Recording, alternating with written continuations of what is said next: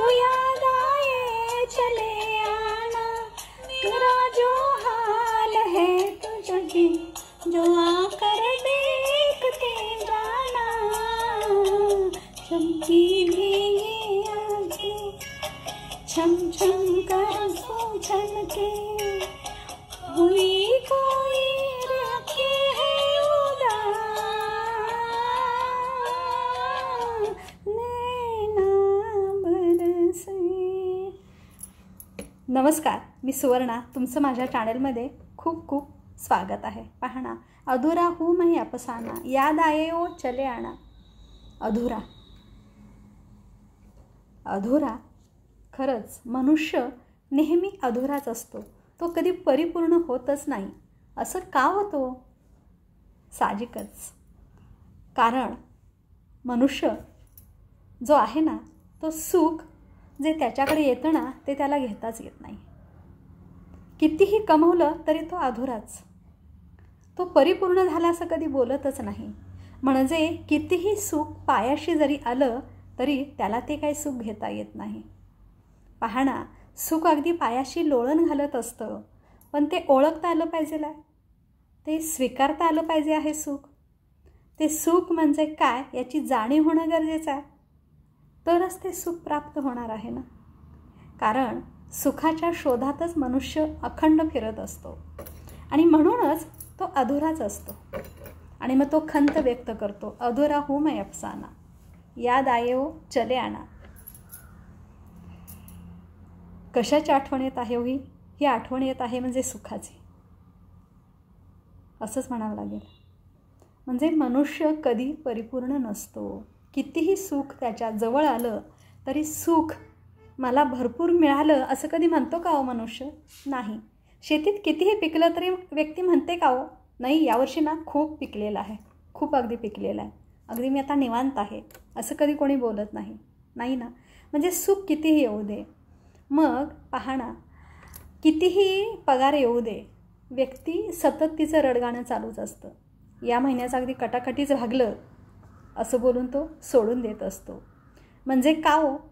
याचं कारण एकच आहे, माणसाच्या गरजा अधिक वाढलेल्या आहेत। अनावश्यक गरजा वाढल्यामुळं काय होतं, आपला पैसा नको त्या ठिकाणी खर्च होतो।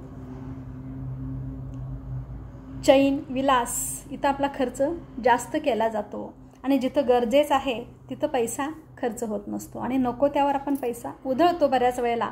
अशी आपल्या माणसांची अवस्था होत असते आणि त्यामुळं मनुष्य हा नेहमीच अधुरा राहतो आणि नेहमीच तो रडगाणं गात असतो की याही वर्षी पिकलं नाही, याही वर्षी काही पैसे शिल्लक राहिलं नाही, या महिन्याचा खर्च अगदी कसा तरी भागला गेला।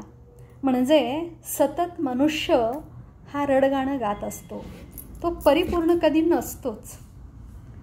परिपूर्ण होणं हे खरं तर आपल्या हातात असतं, पण मनुष्य असा आहे की तो परिपूर्ण झाला असं कधीच बोलून दाखवत नाही। कितीही पैसा आला तर माझ्याकडे पैसा आहे असं मनुष्य कधी सांगत नाही।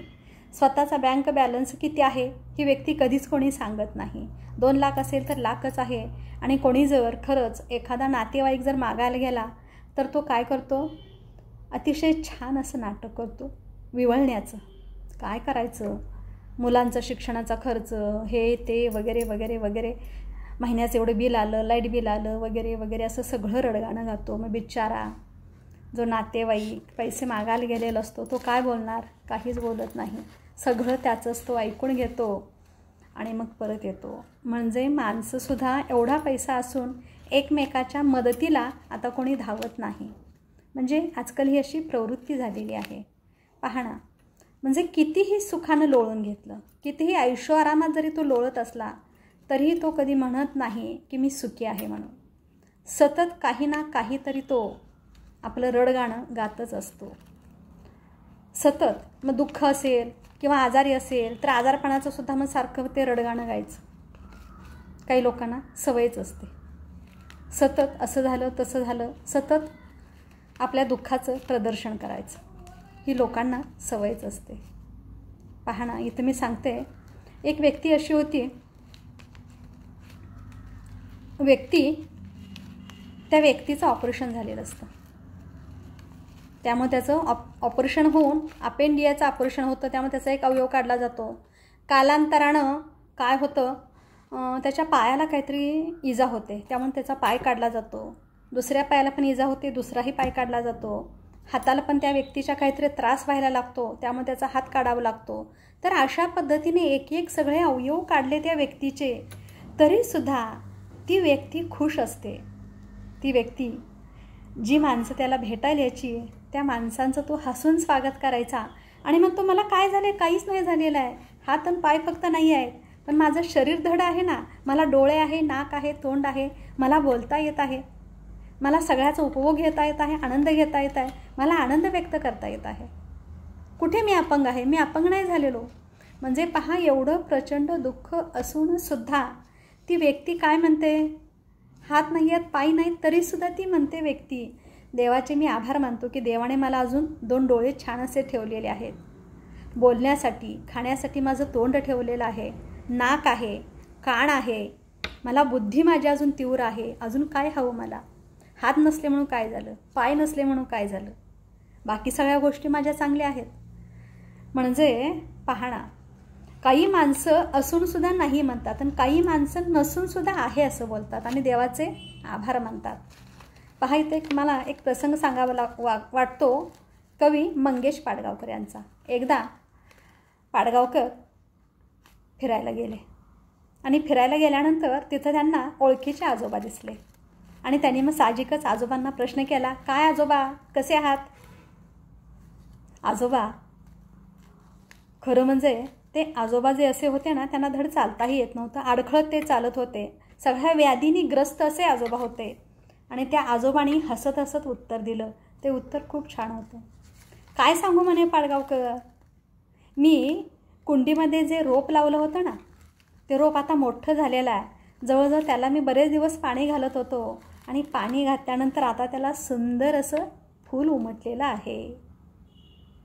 आणि त्या आजोबांच्या चेहऱ्यावर हास्य होतं. पाडगावकरांच्या मनाला भावलं. खरंच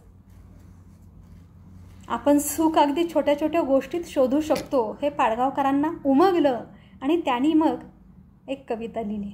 ती कविता म्हणजे सांगा कसं जगायचं, कणत कणत की गाणं म्हणत, तुम्हीच सांगा. म्हणजे पाहणा, ज्या वेळेस खरं तर आपलं सुख दुःख लागतं ना, तेव्हा नक्कीच या कवितेची आठवण करून घ्यावी. सांगा कसं जगायचं, कणत कणत की गाणं म्हणत, तुम्हीच सांगा. म्हणजे पाहणा, हे आजोबा एवढे वयस्कर, अगदी थकलेले आहेत, त्यांना धड चालताही येत नाही, हातामध्ये काठी आहे तरीसुद्धा हातपाय थरथरत आहे, तरीसुद्धा त्यांनी आनंद कुठं शोधला हो, त्या फुलामध्ये त्यांनी आनंद शोधला त्यांचा. म्हणजे आपणाला जीवन जर परिपूर्ण करायचं असेल, जगायचं असेल, तर अगदी छोट्या छोट्या गोष्टीत आनंद घेता येतो. कितीही मिळालं तरी मिळालं नाही अशीच मानवाची प्रवृत्ती असते. घोडा, गाडी, बंगला, नोकर, चाकर सगळं असतं तरीसुद्धा माणसं विवळत असतात. सतत काही ना काहीतरी मग त्यांचं काय असतं, मागणं चालूच असतं. मला हे नाही, मला ते नाही, म्हणजे हे रडगाणं असतं सतत. म्हणजे कितीही व्यक्ती श्रीमंत असली तरीसुद्धा ती पैशाच्याच पाठीमागे धावत असते. जो घरात पैसा आहे ना, त्याचा उपभोग घेत नाही आणि जो पैसा नाही त्या पैशाच्या ती पाठीमागे लागत असते. म्हणजे आजकाल मानवाची पहा प्रवृत्ती कशा पद्धतीची आहे. सुख पायाशी लोळण घेत आहे, पण त्या सुखाचा उपभोग मनुष्य घेत नाही. जे सुख आपल्यापर्यंत येणार नाही त्या सुखाच्या पाठीमागे तो धावतो आहे. ते एक मृगजळ आहे हे माहीत असूनसुद्धा त्या मृगजळाच्या पाठीमागं व्यक्ती धावत असते. सुख म्हणजे हे एक मृगजळ आहे, हे ध्यानात ठेवावं. इथं 2 ओळी गुणगुणाव्या वाटतात.